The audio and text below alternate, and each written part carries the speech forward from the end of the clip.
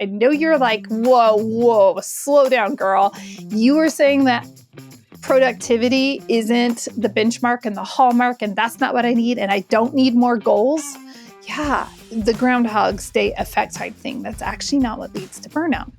So it is when our expectations and the amount of control we have to realize those expectations are completely spread apart, and we just kind of lose hope. We need to have that inner knowing of what a wish is. Okay, for me, my wish, honestly, my entire life has been to serve and support other human beings. Like, I am the perpetual cheerleader, motivator, truth teller, think outside the box and shift perspective. I've always been like that my entire life. It's how God created me.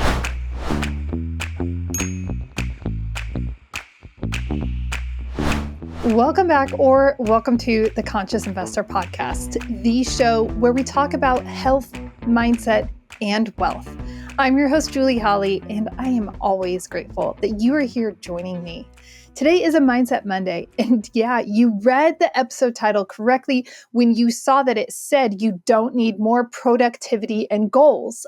Whoa, I know those are kind of fighting words for some of us, highly motivated, high performers out there. But I promise you that this is going to definitely add a perspective shift and twist into your life that is going to really free up space and allow you to operate from a place of aspiration, freedom, possibility, potential, and excitement rather than have to, must do, got to get this done. If I don't do this, I'm going to be behind. Like, this is a game changer for so many of us. Before we dive into this week's episode, I did want to give a super shout out to an amazing company. Because I don't like being the keeper of the best kept secrets type thing. And so there are a lot of experts out there when it comes to financial wellness, right? And we can get misguided in a lot of different ways. And so when it comes to investing through our whole life insurance policies, utilizing the principles of infinite banking, there isn't anyone that I would trust more than Nick and Jim over at Create Tailwind.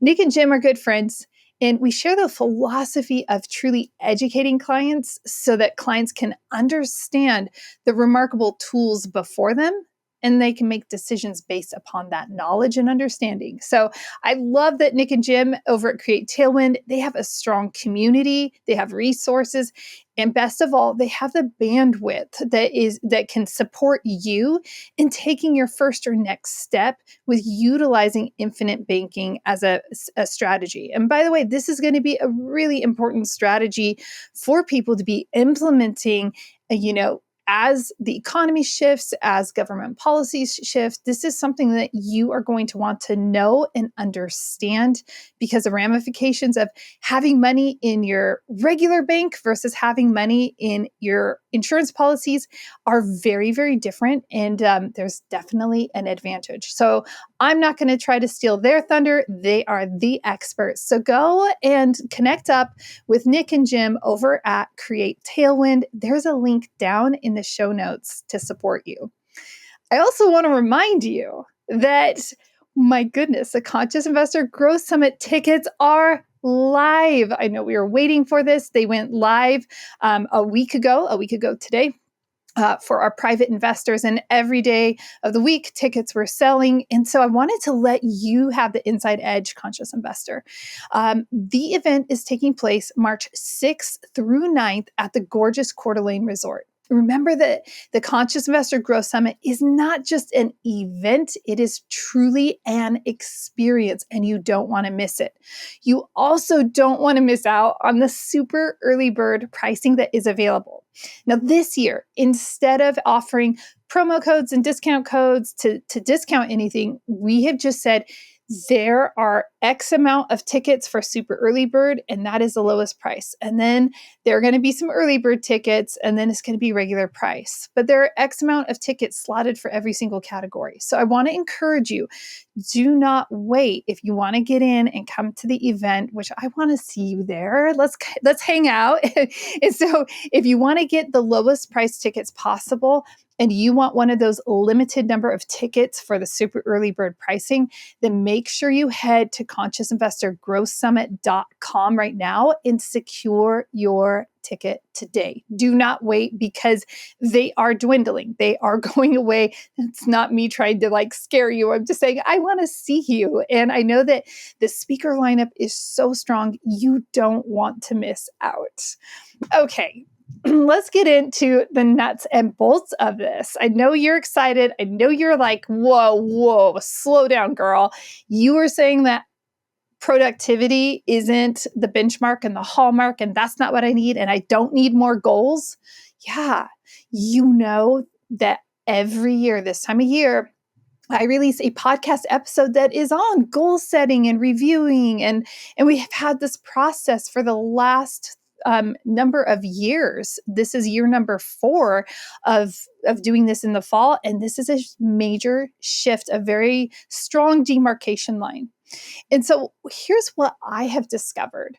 I started working with one of the most just absolutely gem of an advisor, mentor, coach. And his influence in my life and in my work is definitely coming through in everything that I do. And that's why people hire me as their coach. That's why I hired him as a coach. We hire coaches in our life because there is something that we want to shift, and we might not know how to do it, or we might not be thinking on scale, right? And we need to just open the aperture up quite a bit. And so working with Mark has allowed that aperture to open up substantially.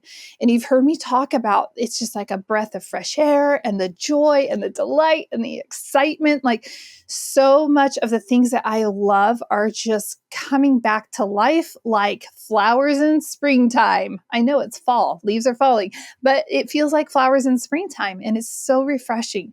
And I want that for you. And here's what I've noticed is that so often I'm going to use I statements. And if you feel like it resonates with you, then join the journey, right?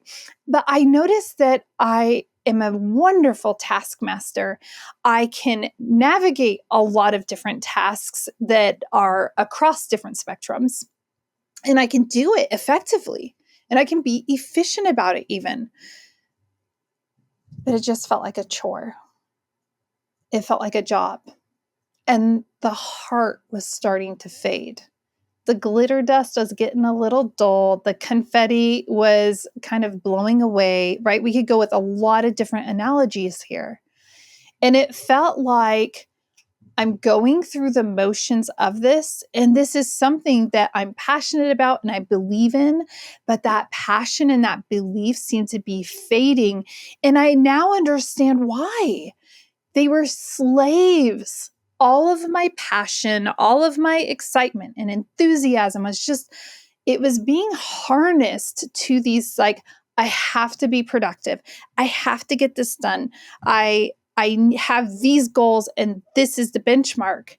And when we do that, it really just encumbers the inspirational part of the process.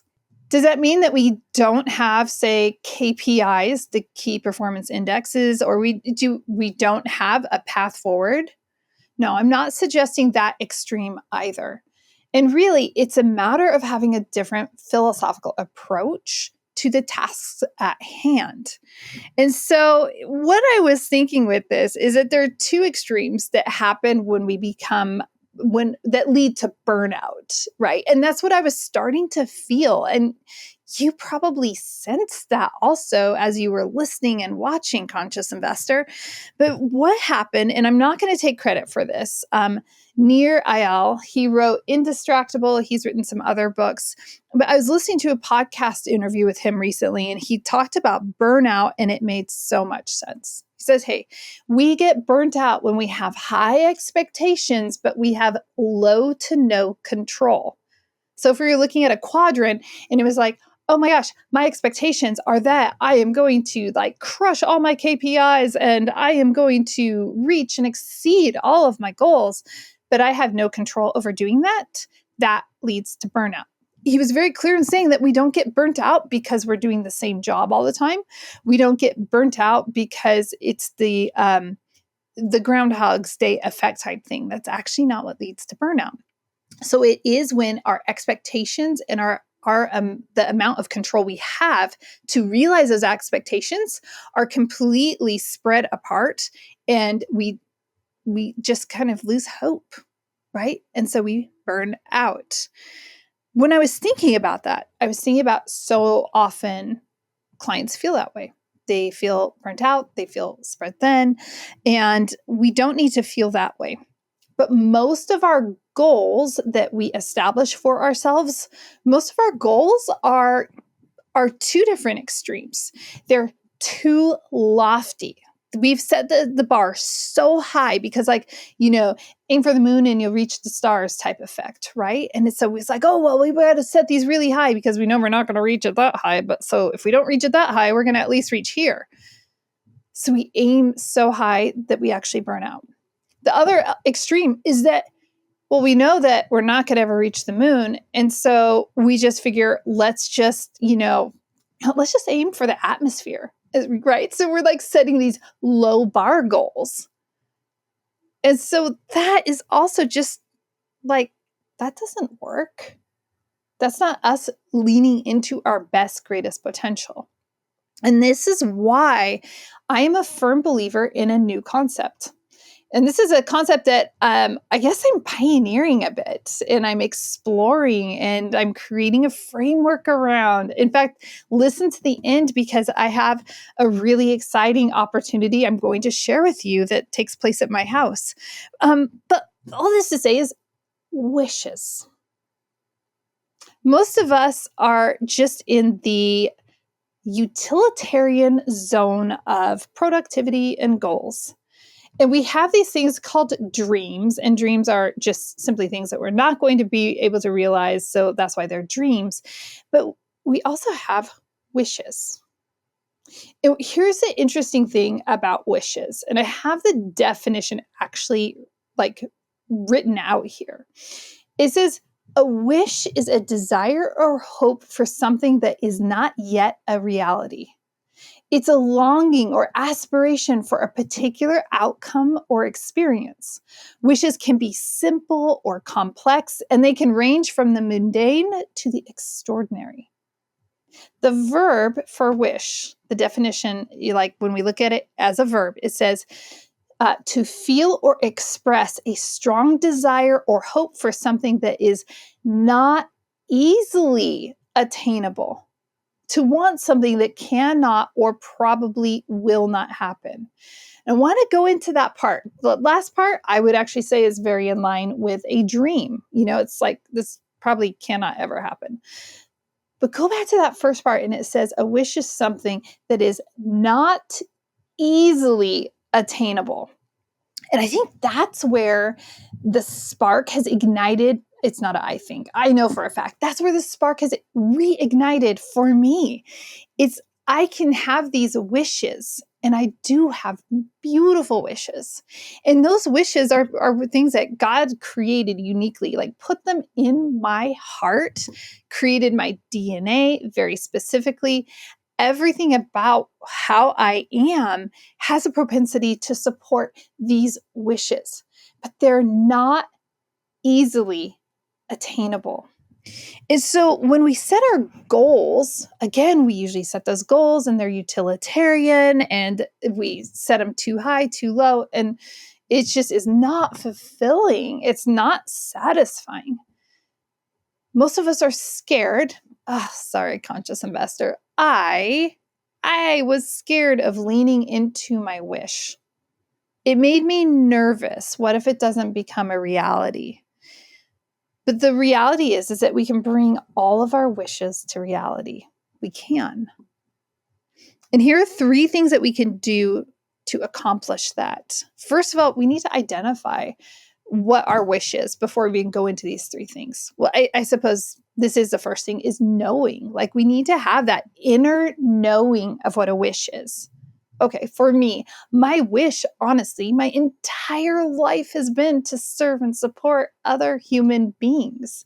Like, I am the perpetual cheerleader, motivator, truth teller, think outside the box and shift perspective. I've always been like that my entire life. It's how God created me. And now I have a deeper knowing about that because I can see it. I've done some inner work so I can see that through line of my life. By the way, if you are looking to find the through line of your life, check out Dan Allender's book called To Be Told, because it will really help you identify the through line of your life. But when we have a deeper knowing of what our wishes are, of what it is that isn't going to be easily attainable, but it's something that we know we want to do. Having the conscious investor movement is not something that is easily attainable, that it takes a lot of effort. It's a lot of heavy lifting, but I know it. I know that is part of me. And that leads to the next element. We must believe. So if our wish is going to become reality, we might know what it is, but if we don't also believe in it, if we're not passionate about it, if we are not the champion of that to our core, then it will never become a reality. I've been thinking a lot about this concept of belief. Our beliefs are critical to harness and to make sure that we have our head wrapped around them. This is why the underdogs can win at things, because a lot of times the underdogs have such a deep conviction and belief about what it is that they are doing that they are able to realize the success that they are striving for. So we have to have such a deep level of belief. Does any of this sound like goals right now? Not too much, right? So having these more esoteric type things that we are, maybe that's not the word I was looking for. It's funny, sometimes I lose my words, but having sometimes existential is that's the word I was looking for, is that we can see these and they're not tangibles. And they might not be the things that we can really point at on the productivity chart, but we know them. And once we know it, once we believe it, then we can actually start to take that committed action to bringing them about. That committed action, it does mean being productive with something. It does. But it takes that sterileness out of productivity and it infuses it with life and light and energy. And unless we have that type of life, light, and energy, we're going to struggle and we're going to get burnt out along the way. Because when we are trying to bring something that is not easily attainable, which means it is attainable, to life, then it's going to require substantial, deeper conviction and belief about it.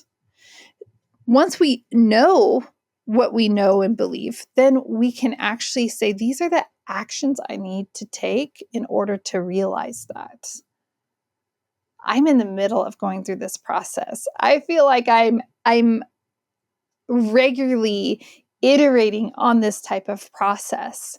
Right now I'm reviewing, I interviewed a couple of people earlier this morning for a job position, right? Like, I need support in different areas to make my wish come true. I have to learn, I have to understand, I have to iterate, I have to pivot. And so when we are at that point, we can still have fun. Now it's like a kid playing a video game or learning a new gymnastics trick. And I say this obviously because my teens are doing both of those things, right? I will watch my guy playing whatever video game, and he might need to try a move multiple times or to defeat whatever boss it is at the end. He's just constantly trying to I get it, I'm going to try again. Oops, I died, I try again. Oops, I died, I try again. But if you don't have like the strong determination, you will not take that committed action to bringing that about. I think about little Miss, and she wanted to get her side splits. It's a thing, and she worked very diligently at stretching and practicing, and with like walkovers and back bends and flips. Like she would just try fall, or not stretch the full way or whatever. But she took the committed action. And there's a big difference between productivity and committed action. And productivity, it is, to me, it just feels so sterile. But when we think about committed action, there's a relationship there. There is an energy there that allows us to say, okay, I didn't beat the boss that time, or I didn't do my maneuver, my trick fully that time, but I'm going to try again. And this is why. That committed action is what lets us continue on in a powerful way. I'm still learning how to talk about this whole concept. And I'm really excited. I built out a framework actually on how to go through this process. And I'm working through it right now with a virtual cohort, but I'm actually going to be doing a once in a lifetime opportunity where I'm inviting 6 people, and you might be one of them, to come to North Idaho, come to my house, hang out. We're going to do an all-day experience with wish fulfillment, bringing that wish to life.